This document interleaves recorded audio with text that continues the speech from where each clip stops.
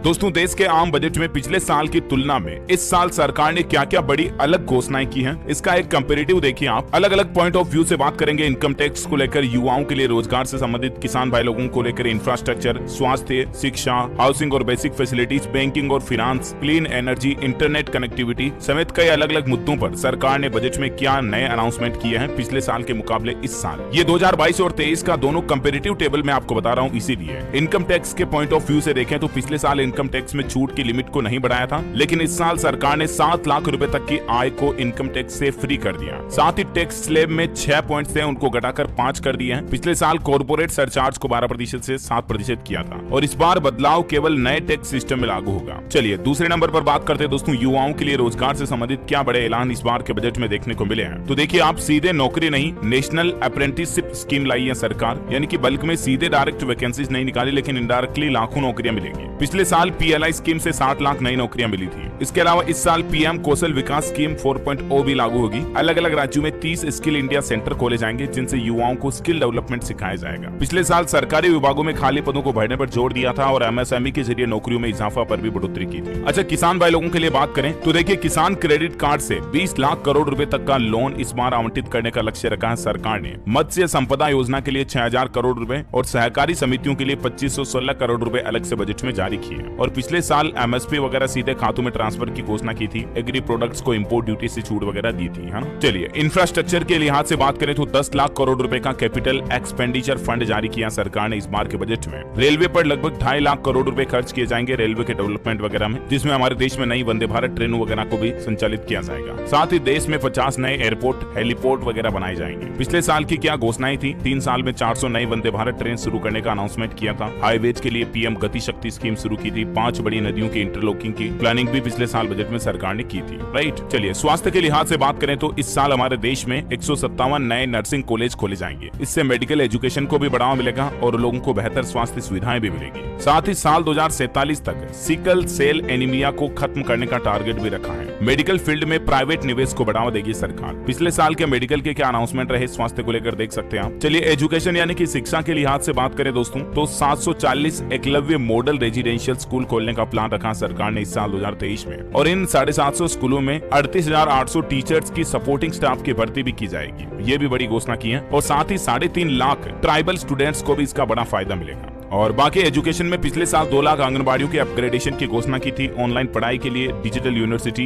1 class 1 TV channel वगैरह की planning की थी सरकार ने। चलिए अब बात करते हैं हाउसिंग और बेसिक फैसिलिटीज के लिहाज से क्या बजट के इस बार हाईलाइट्स रहे। तो एक तो PM आवास योजना में 66% बढ़ोतरी की है सरकार ने बजट में। इसे 79,000 करोड़ रुपए की स्कीम बनाया गया। पिछले साल 80 लाख लोगों को अफोर्डेबल हाउसिंग का फायदा देने का टारगेट रखा था। 60,000 करोड़ से लगभग 4 करोड़ घरों में नल का पानी पहुंचाना सरकार का लक्ष्य था। बैंकिंग और फाइनेंस सेक्टर की बात करें तो इस साल 2023 में एक सबसे बड़ा अनाउंसमेंट किया कि पैन कार्ड जो है ना वो सरकारी योजनाओं के पहचान पत्र की तरह काम करेगा। मतलब नेशनल आइडेंटिटी कार्ड, राष्ट्रीय पहचान पत्र के जैसे काम करेगा पैन कार्ड। इतने दिन पैन कार्ड सिर्फ इनकम टैक्स रिटर्न वगैरह भरने के लिए काम आता है, लेकिन पैन कार्ड की वैल्यू को बढ़ा दिया। इसके अलावा आधार, डिजी लॉकर मिलाकर वन स्टॉप सॉल्यूशन मिलेगा लोगों को। विदेशी बैंक IFSC कोड वाले बैंकों का टेक ओवर कर सकेंगे। ये भी एक नया नियम बनाया है बैंकिंग सेक्टर के लिए। 2022 के बैंकिंग सेक्टर के क्या अनाउंसमेंट थे आप देख सकते हैं स्क्रीन पर। क्लीन एनर्जी, ग्रीन एनर्जी वगैरह को लेकर देखिए आप। ऊर्जा सुरक्षा के लिए 35,000 करोड़ के निवेश का टारगेट रखा है इस साल 2023 में। ग्रीन एनर्जी कैपेसिटी बढ़ाने पर 20,700 करोड़ रुपए खर्च किए जाएंगे। पिछले साल भी सोलर एनर्जी के लिए सरकार ने 19,500 करोड़ बजट प्रावधान रखा था और ई व्हीकल्स को बढ़ावा देने के लिए बैटरी स्वेपिंग स्कीम वगैरह की घोषणा की थी, राइट। और दोस्तों इस साल 5G भी लॉन्च हो चुका है। ऐसे में इंटरनेट कनेक्टिविटी को लेकर देखिए 2023 में क्या बड़े अनाउंसमेंट रहे बजट में। 5G के मुताबिक ऐप डेवलप करने के लिए 100 एडवांस टेक्नोलॉजी वाली लैब बनाई जाएगी हमारे देश में। ऐप आधारित smart class, intelligent transport, health care वगैरह को बढ़ावा दिया जाएगा। पिछले साल 5G स्पेक्ट्रम वगैरह को लेकर अनाउंसमेंट किए थे और भारत नेट प्रोजेक्ट की घोषणा भी की थी, जिसका मकसद था गाँव में ब्रॉडबैंड के जरिए इंटरनेट पहुंचाना, राइट। तो ये अलग अलग पॉइंट ऑफ व्यू से पिछले साल 2022 और इस साल 2023 के बजट का कंपैरिजन मैंने आपको बताया। उम्मीद है आपको जरूर महत्वपूर्ण जानकारी जानने मिली होगी। इस वीडियो को लाइक और शेयर करना। और भी दोस्तों बजट